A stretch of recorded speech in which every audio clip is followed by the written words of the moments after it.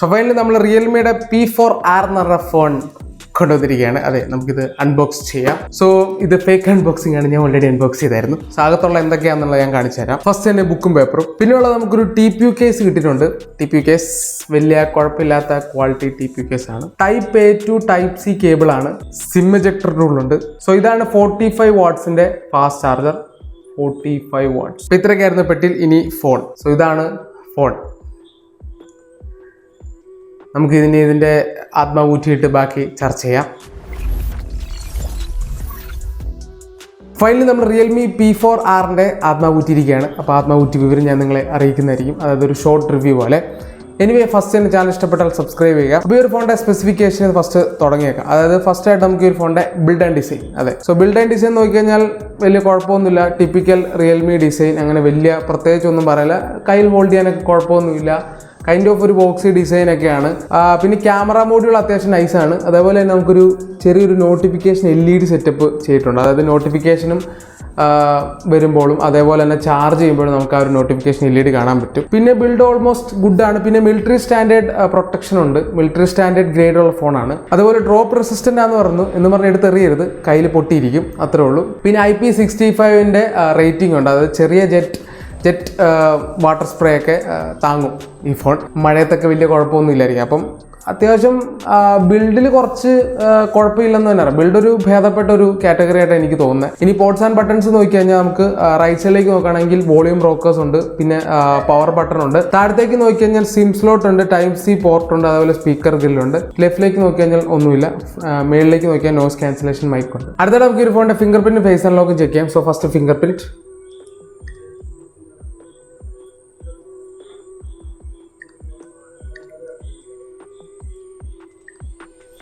കുഴപ്പമില്ല. ഇനി face unlock.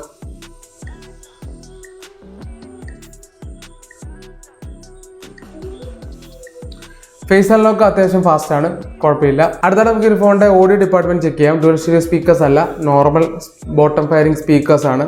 So നോക്കാം.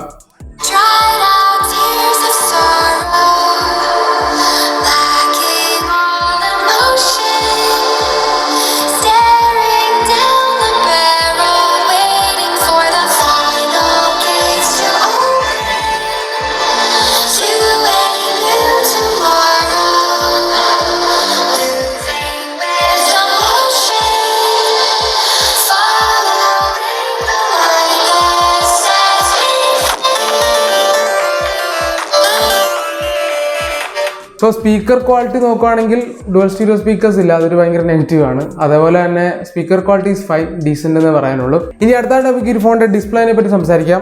ഈ ഒരു ഫോൺ നമുക്ക് ലഭിക്കുന്ന 6.81 ഇഞ്ചിന്റെ HD+ IPS LCD ഡിസ്പ്ലേ ആണ്. 144 Hz റിഫ്രഷ് റേറ്റ് ഉണ്ട്. And it's HD+ display.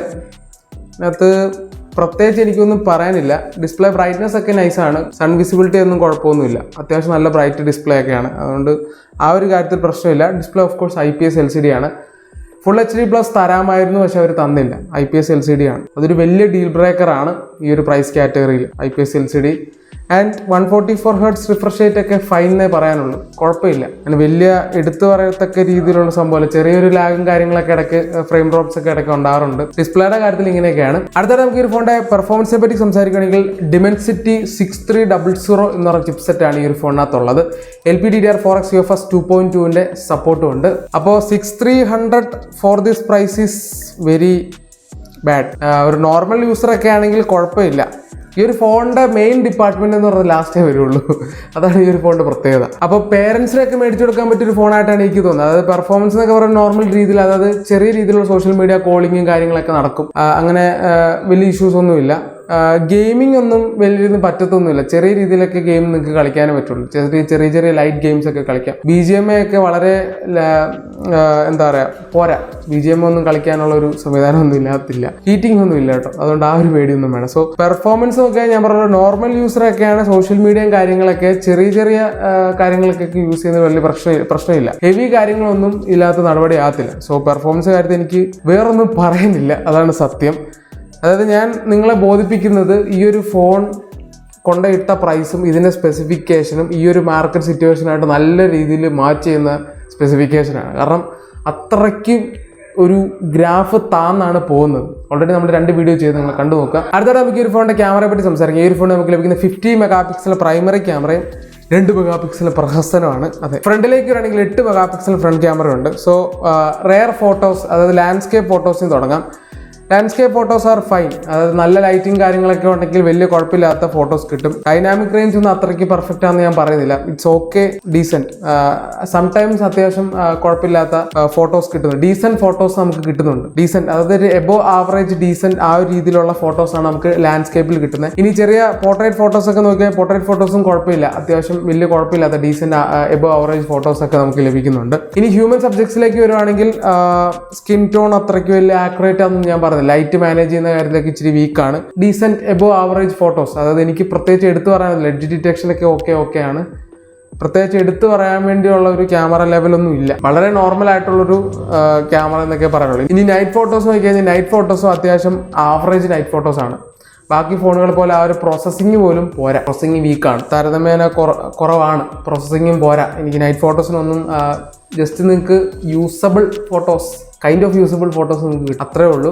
ഇനി സെൽഫിയിലേക്ക് നോക്കുകയാണെങ്കിൽ selfie is okay.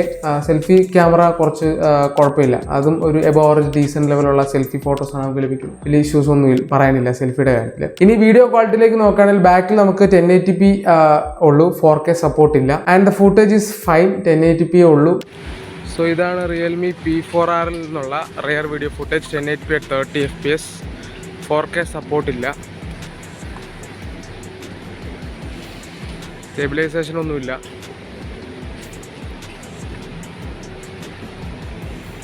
Decent video എന്നേ പറയാനുള്ളൂ. ഇനി സെൽഫിലേക്ക് നോക്കാൻ നമുക്ക് 720p, അതായത് HD ആണ് നമുക്ക് ഷൂട്ട് ചെയ്യാൻ പറ്റുന്നത്, 720p. സോ ഇതാണ് റിയൽമി P4R എന്നുള്ള ഫ്രണ്ട് വീഡിയോ ഫുട്ടേജ്, 720p. അതെ, HD ആണ്. ആൻഡ് വെരി ആവറേജ്, സ്റ്റെബിലൈസേഷൻ ഒന്നുമില്ല. 720p ആണ്, 1080p പോലും അല്ല. സോ ഇറ്റ്സ് ആവറേജ്, അത്രേ പറയുള്ളൂ. അപ്പം ടോട്ടലി ക്യാമറ ഡിപ്പാർട്ട്മെന്റ് പറഞ്ഞു കഴിഞ്ഞാൽ എബോവ് ആവറേജ് അല്ലെങ്കിൽ ആവറേജ്, ഈ ഒരു രീതിയൊക്കെ പറയാനുള്ളൂ. പ്രത്യേകിച്ച് എടുത്തു പറയാനുള്ള ഒന്നും ക്യാമറയിൽ ഇല്ല. ഇനി അടുത്തായിട്ട് നമുക്ക് ഒരു ഫോണിന്റെ സോഫ്റ്റ്വെയറെ പറ്റി സംസാരിക്കാം. ഈ ഒരു ഫോണിന്റെ സോഫ്റ്റ്വെയർ നോക്കി കഴിഞ്ഞാൽ Realme US 7.0 based on Android 16 ആണ്. ലേറ്റസ്റ്റ് ആൻഡ്രോയിഡ് 16 ആണ്. ഏറെക്കുറെ ഒരു 10-12 ബ്ലോട്ട് വേർഡ്സ് ഒക്കെ ഉണ്ട് കേട്ടോ. ബ്ലോക്ക് ബ്ലാസ്റ്റും അമാരുടെ മികച്ച ഇഷ്ടപ്പെട്ട എന്താ പറയാ ഗെയിമും പിന്നെ കുറെ ലിങ്ക്ഡിൻ, ഫേസ്ബുക്ക് അങ്ങനെ കുറെ ചവറും സാധനം കൂടെ വെച്ചിട്ടുണ്ട്. സോ എല്ലാം അൺഇൻസ്റ്റാളബിൾ ആണ്. പക്ഷെ അത്യാവശ്യം ഉണ്ട്, 10-12-15 എണ്ണം ഉണ്ട്. അപ്പോൾ ബ്ലോട്ട് വേഴ്സ് ഉണ്ട്. പക്ഷേ UI വലിയ കുഴപ്പമില്ല. UIയിൽ അങ്ങനെ വലിയ രീതിയിൽ ആഡ്സും കാര്യങ്ങളൊന്നും വരുന്നില്ല. നിങ്ങൾ ഓപ്ഷൻസ് ഒക്കെ സൂക്ഷിക്കണം, ഓപ്ഷൻസ് ഒക്കെ ഓഫ് ചെയ്യണം, പിന്നെ ആപ്പ് മാർക്കറ്റ് ഒക്കെ ഓഫ് ചെയ്യണം, അത്ര നല്ലതായിരിക്കും. പിന്നെ ഈ ഒരു ആപ്ലിക്കേഷൻ നമ്മൾ പ്ലേ സ്റ്റോറിൽ നിന്ന് അല്ലാതെ ഇൻസ്റ്റാൾ ചെയ്യുമ്പോൾ ഇമാരുടെ ഒരു സെക്യൂരിറ്റി ചെക്ക് ഉണ്ട്. അതൊരു ഡാർക്ക് സാധനമാണ്, ചെറിയൊരു ആഡ്സും കാര്യങ്ങളൊക്കെ കാണിക്കുന്നത്. അത് നമുക്ക് ടേൺ ഓഫ് ചെയ്യാം, ആപ്പ് മാർക്കറ്റിനകത്ത് ടേൺ ഓഫ് സെക്യൂരിറ്റി മാനേജറിനകത്ത് ടേൺ ഓഫ് ചെയ്യാൻ തോന്നുന്നു. പക്ഷെ അതൊന്നും ബിൽട്ടിൻ ആയിട്ടൊന്നും വെക്കരുത്. പിന്നെ എന്നെ ഞാൻ പറയുന്നത് അതാണ്. അപ്പോൾ സോഫ്റ്റ്വെയർ കാര്യത്തിൽ ഓക്കെ, ഫൈനാണ്. ബ്ലൂടൂത്ത് വെർഷൻ 5.3 ഉണ്ട്, Wi-Fi 6 സപ്പോർട്ട് ചെയ്യുന്നുണ്ട്. ഇനി 5G കണക്ടിവിറ്റി നോക്കുകയാണെങ്കിൽ 5G കണക്ടിവിറ്റി കുഴപ്പമില്ല. ജിയോയിലും എയർടെലും നമുക്ക് വർക്ക് ചെയ്യുന്നുണ്ട് 5G, വലിയ ഇഷ്യൂസ് ഒന്നും ഇല്ല. ഇനി അടുത്തായിട്ട് നമുക്ക് ഒരു ഫോണിന്റെ ബാറ്ററിനെ പറ്റി സംസാരിക്കുകയാണെങ്കിൽ ഈ ഒരു ഫോണിന്റെ ഏറ്റവും വലിയ ആകർഷണം ബാറ്ററിയാണ്. 8000 mAh ബാറ്ററിയും 45 വാട്ട്സിന് ഫാസ്റ്റ് ചാർജ് നമുക്ക് പെട്ടിയുടെ അകത്ത് തന്നെ കിട്ടുന്നുണ്ട്. 8000 mAh ബാറ്ററി ആണ് ഞാൻ പറഞ്ഞത്. ഈ ഒരു ഫോണിന്റെ ഏറ്റവും വലിയ ഹൈലൈറ്റ് ഇതാണ്. ഇവിടെയാണ് ഈ ഫോണിന്റെ ബൈങ് പോയിന്റ് എന്ന് പറയുന്നത്. ഈ ഫോൺ മേടിച്ചു കഴിഞ്ഞാൽ നിങ്ങൾ ബാറ്ററി തീർക്കാൻ നന്നായിട്ട് കഷ്ടപ്പെടും. 1-2 ദിവസമൊക്കെ വെറുതെ ഒക്കെ ഓടും. നല്ല രീതിയിൽ ബാറ്ററി നിൽക്കും. ആ കാര്യത്തിൽ ടോപ്പാ.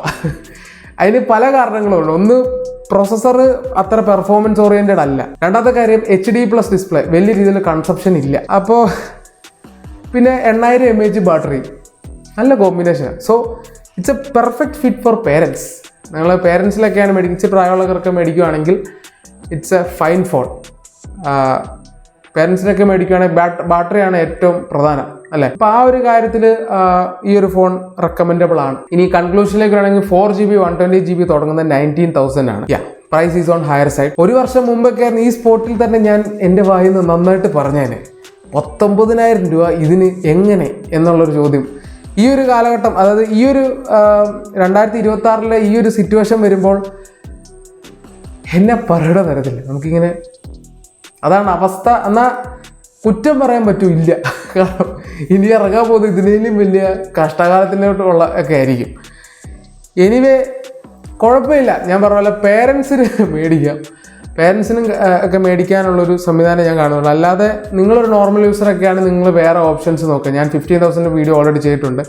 ഈ 20,000 കുറച്ച് ഭേദപ്പെട്ട ഫോണിൻ്റെ ഒരു വീഡിയോ ഞാൻ ചെയ്യുന്നുണ്ട്. സോ അതിനുവേണ്ടി വെയിറ്റ് ചെയ്യുക. സോ അത്യാവശ്യം യൂത്ത് ലെവലിലുള്ളവരൊക്കെ ആണെങ്കിൽ, നിങ്ങളുടെ നോർമൽ യൂസിനൊക്കെ ആണെങ്കിൽ ട്രൈ ടു അവോയ്ഡ് ദിസ്. ഇത് എടുക്കാതിരിക്കുക, വേറെ ഇതിലേക്ക് നോക്കുക. പേരൻസിനൊക്കെ ആണെങ്കിൽ മേടിച്ചു കൊടുക്കാം, കാരണം നല്ല ബാറ്ററിയാണ്. പിന്നെ യൂത്തിലുള്ളവർക്കും ബാറ്ററി താല്പര്യമുള്ളവർക്ക് എടുക്കാം. ബാറ്ററിയുടെ കാര്യത്തിൽ എടുക്കാം, അവിടെയാണ് എനിക്ക് എടുക്കാൻ പറയാനുള്ളൊരു പോയിന്റ് ഉള്ളത്. എനിവേ ഇത്രയൊക്കെ പറയാനുള്ളൂ. പുതിയൊരു വീഡിയോ ആയിട്ട് എല്ലാവർക്കും